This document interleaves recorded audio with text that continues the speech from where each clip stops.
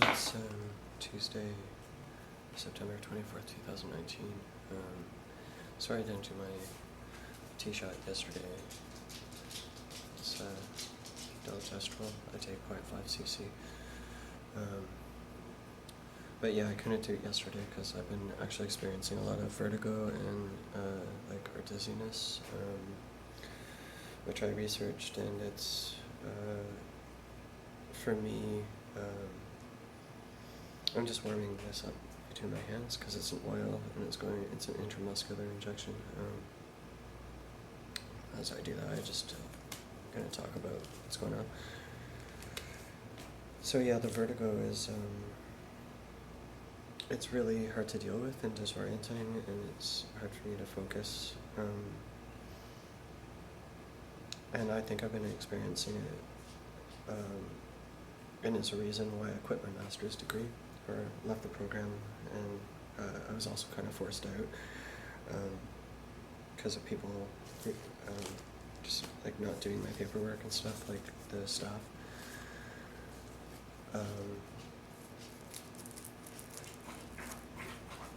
But it's a result of the place I live.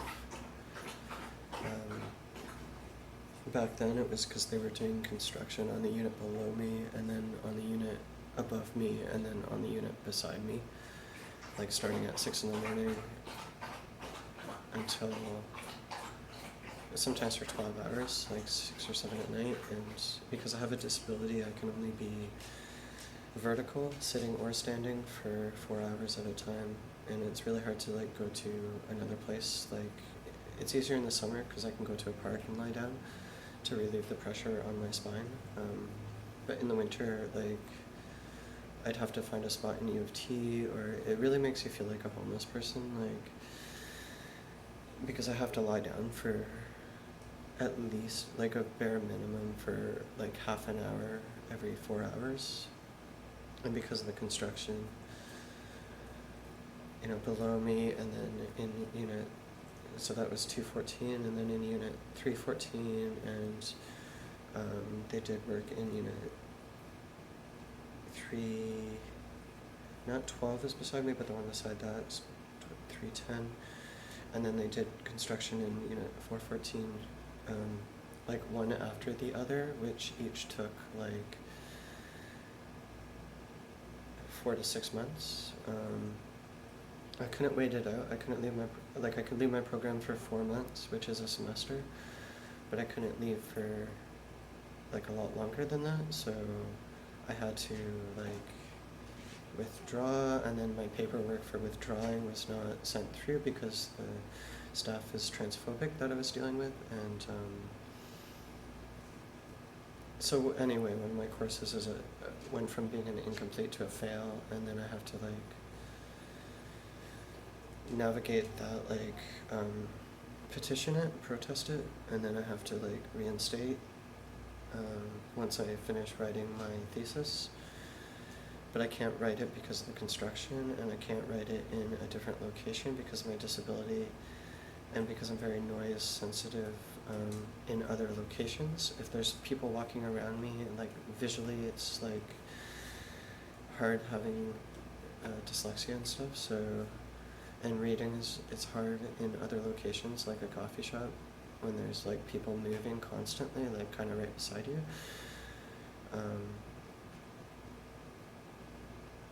That was 2011 and 12. 13 might have been the official, like, me leaving the program.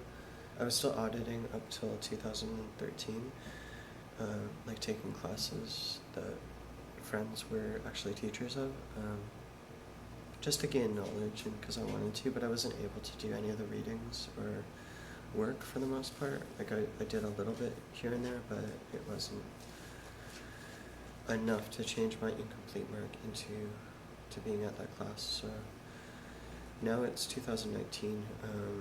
I have video dating back to, I just saw a clip from 2015 where there's construction in the unit above me, and I'm like, oh, what's going on? And I'm videotaping above me, and I'm setting like glasses of water on things in my place, and they're shaking, and you can see the water rippling and stuff. Right now I'm dealing with I made noise complaints every single day this past week and a half to 2 weeks of the unit above me, because the people who moved in do like gymnastics or something. They also drag furniture across the length of the apartment. They bang things and drop things. Yesterday I made a complaint at 5:30 a.m. Because they were doing construction. They were drilling something into my ceiling, their floorboards, and dropping nails and stuff, and then they were dropping other items and then stomping back and forth.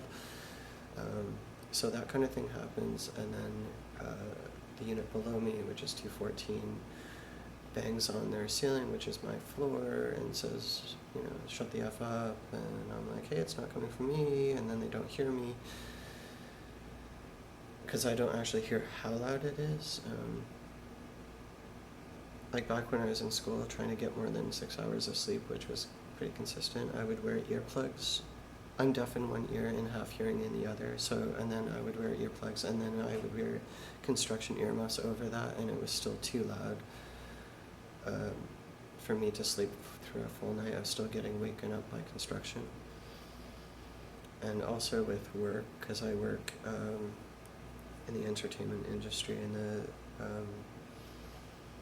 in food services and delivery in the evenings and those types of fields, bars and stuff.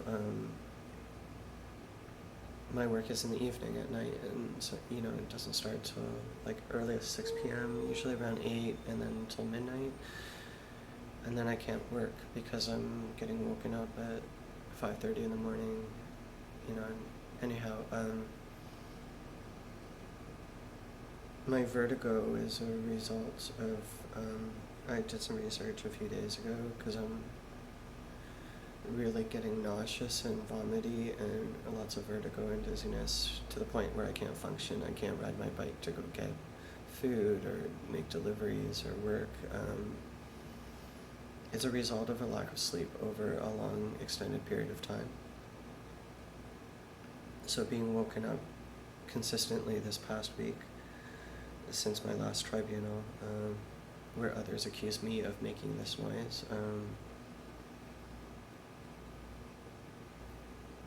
it's hard. It's like getting up at 5 or 6 in the morning, like being forced awake out of being pulled out of a dream where my body is trying to repair itself, and my back and my disabilities, and then have the neighbor next door having parties until, you know, 2 in the morning. Like 2 to 6 a.m. is only 4 hours, so, and like it's just generally louder during the day with being on a busy downtown road with sirens and horns, and then neighbors making noise during the daytime, like regular noises. It keeps me awake. And then the construction earmuffs and stuff doesn't work, and it also puts pressure on my head here, like a lot of pressure, and it's been giving me, I get migraines as well because of I always wear headphones to be able to hear my devices, like if I'm listening to my tablet, like watching movies or YouTube videos, I have to wear headphones because I can't hear it otherwise, even if it's at full volume. But the construction noise and banging and gymnastics and them like jumping and dropping things and dragging furniture, even with the hearing disability and the earplugs and the headphones, isn't enough to allow me to sleep. Like it physically shakes my bed, my floor, and when they're having a party next door, it shakes the floorboards underneath my new flooring. So the vibrations of my bed moving, and yeah, it's just been really hard. And I'm gonna ask my doctor today if there's a medication I can take for the vertigo, but like I've tried smoking and lots of pain medications, and I've done all the, I think they're called NSA, they're serotonin reuptake inhibitors, and I've taken every kind of variation of them, and one causes me to fall asleep even if I'm at work or riding my bike. I'll start nodding off, and then I'm being forced to stay awake at night. So and during the day. Another was causing me night terrors, and then I'm trying to force myself awake, or I'm being forced awake because I'm being chased and attacked in my dreams. Another one caused me like severe dizziness and disorientation, to the point where like even right now I feel dizzy because of this lack of sleep, but I need to take my testosterone shot, because if I don't, I feel really down and sad. So sorry, I keep losing my train of thought. It's an effect of lack of sleep. So yeah, I've complained every day this week about the neighbor above me, and a few times about the neighbor beside me. And the landlords have said that they've, asked them to keep it down, or looked into it or whatever. I have it documented in emails, but it's the same people that when we were in court last week, they lied about there being a leak in my bathroom, and that it was leaking into apartment 314. I'm going to put the video of some of the lies on my YouTube channel.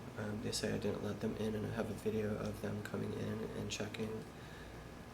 And then in court, the guy says I didn't let them in, and another time, or that same day, they say that my bathtub was overflowing, which has never happened in the 12 years that I've lived here. Or actually, it's been longer than that. I've been here since 2005.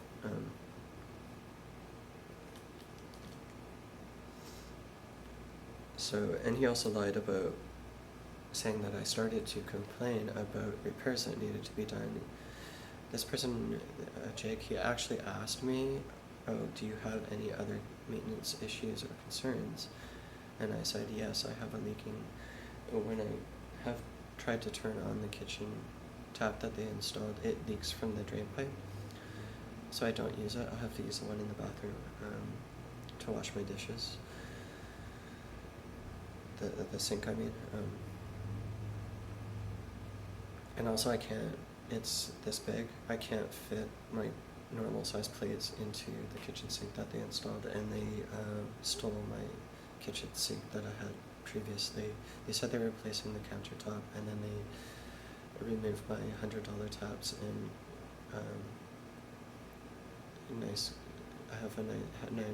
I used to have a nice fancy kind of round shaped kitchen sink that was quite deep, but I don't know how many liters, like maybe 25 liters, and they replaced it with the smallest IKEA kitchen sink they could find, which apparently it cost $10. So, and then they did 8 hours of work to damage my floors and put holes in the walls and stuff like that.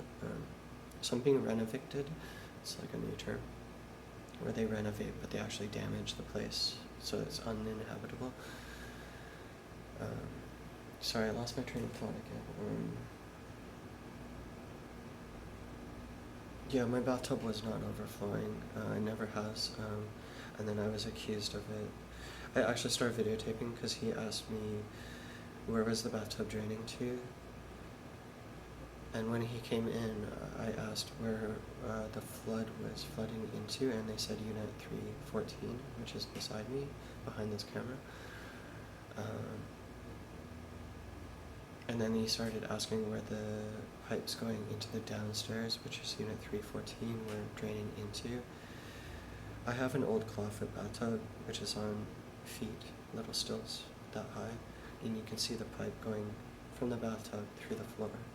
And he started asking me where it drains to, and I explained it's a clawfoot bathtub, it's on feet, little stilts, it's raised above the floor, you can see the tube going. I was very polite about the whole thing, even though it's kind of a pretty ridiculous question that any grade school child could understand, seeing the bathtub drain hole, the pipe connected to it, and that going to the hole in the floor that the pipe goes through.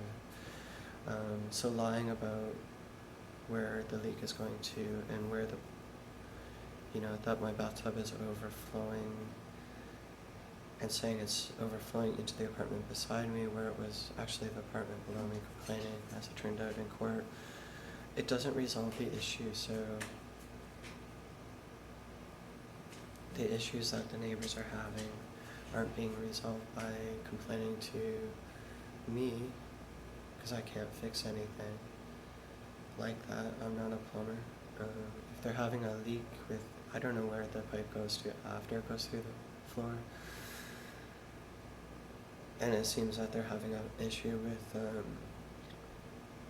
this pipe downstairs, so lying about saying my bathroom is overflowing when there's an issue with the pipe in their ceiling downstairs is not going to fix it. So I don't know, like they're just trying to evict me, you know, because I pay less rent because I've been here since 2005. Like, it's just, it makes me nauseous and consumes my mental energy. Coming in here constantly and accusing me of not letting you in, and even though you're here, and then, you know, waiting, you know, when I'm in the shower, and then knocking, and then when I say, can you please wait? And like, I'm desperate for them to wait for me at the door, and I even open it sometimes, poke my head out, and say, hey, can you wait? Just like, I'm naked. Can you wait till I put a shirt on? Like, because I'm really uncomfortable being naked with the shirt off. And if I'm completely naked, like, I can't answer the door. And then accusing me of not letting you in because I didn't let you in when I'm naked. Like, the one time I got dressed so fast, like, whipped on the clothes, whipped on the, like, jogging shorts, and, like, you know, went and opened the door as quickly as I could, and then they'd already run away, and then they accused me in court that I didn't answer the door when I didn't answer it naked. Like, it's really hard to deal with those memories and being, like, harassed when I'm naked. Like, as a person who's uncomfortable with their body in the first place, it's hard, and I have this vertigo on top of it happening right now. I'm so dizzy.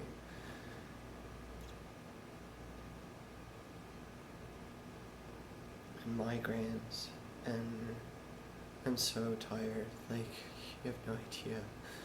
I just want to sleep. And then I try to go, like, to go camping. And then because it's quiet, I sleep for like 14 hours straight. You know, it's getting cold out, so I can't really get to go camping, and I'm waiting for them to do work on my place again.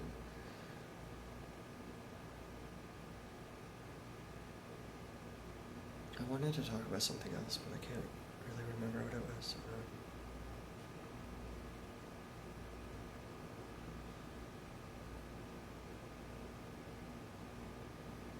I'm trying to remember what I watched recently.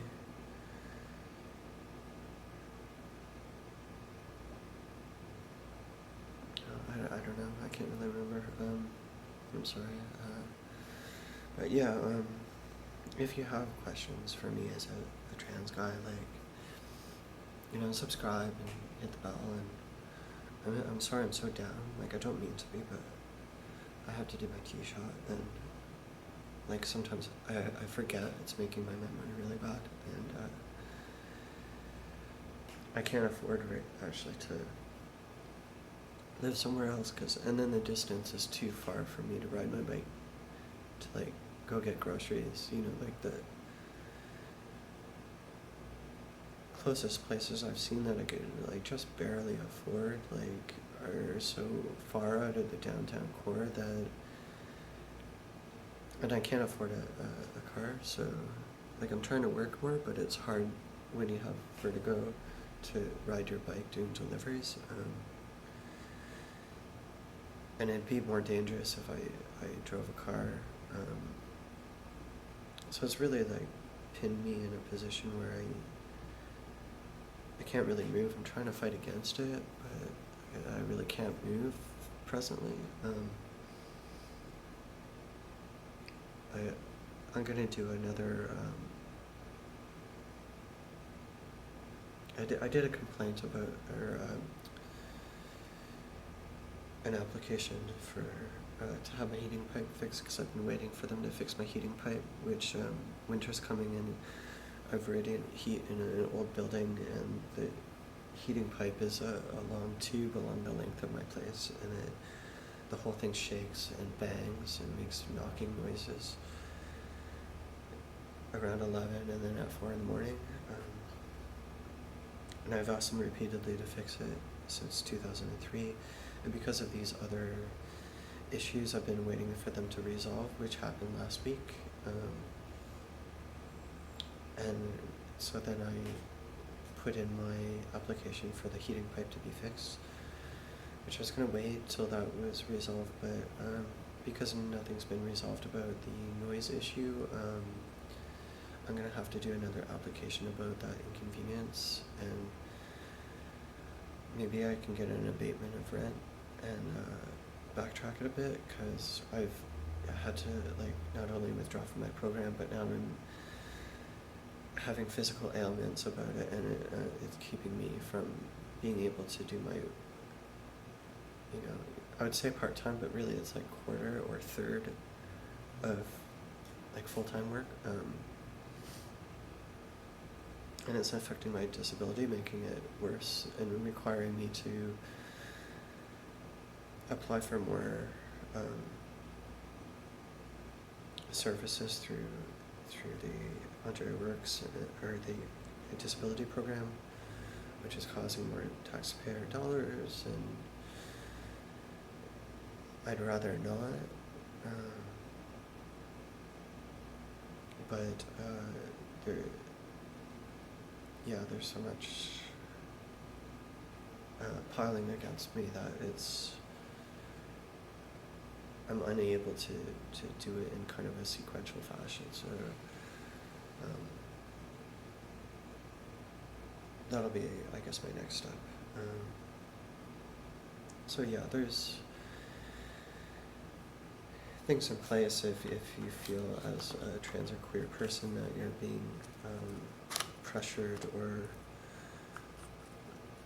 forced out of your living situation, or your comfort is being compromised.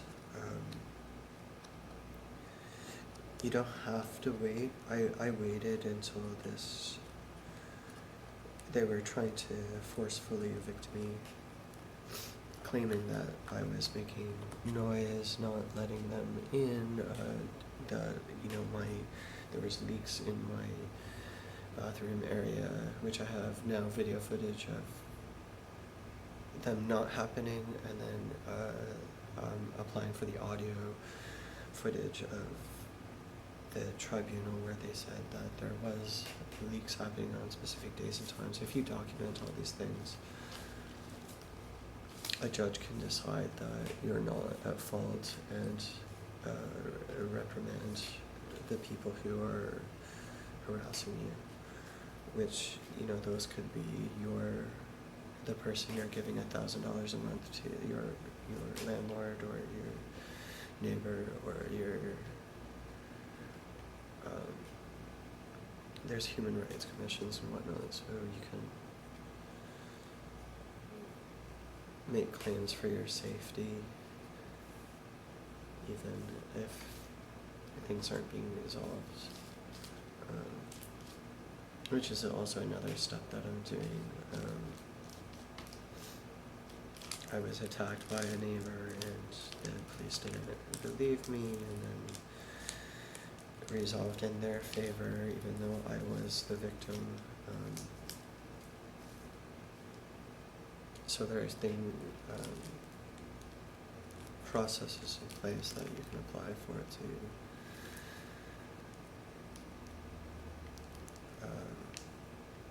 take action or steps to put your name in good standing, even if that's your least of your, the least of your concerns that you want done.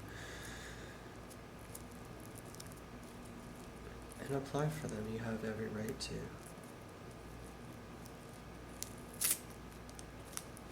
They were making accusations that I was making noise,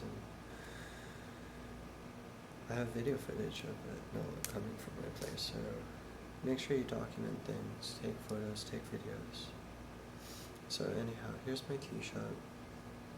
Putting some air into the syringe before I put it into the bottle. Put the syringe up near the top where the air gap is. Press out the air. Pull it back down to where the liquid is, and then pull that into the syringe. It fills up, and then I push back up. Go a little past where you need to be. Push back up and push that air gap out of the syringe. I do it a couple times just to make sure there's no air in the syringe. It doesn't hurt you if there is, but then again, you don't want to have a huge amount of air bubbles in the syringe when you do your intramuscular injection. Taking this larger tip, which is an 18 gauge by 1 1/2 inch off the lure lock syringe and putting on a 22 gauge by 1 1/2 inch tip.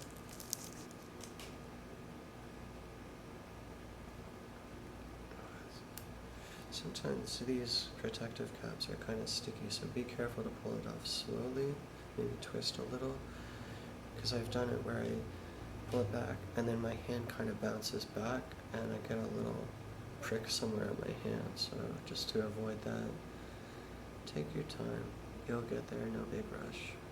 And then I'm just pressing up in this syringe until one little drop comes out. I put this cap back on, and that just makes sure there's no, I'm doing it while holding it vertical so that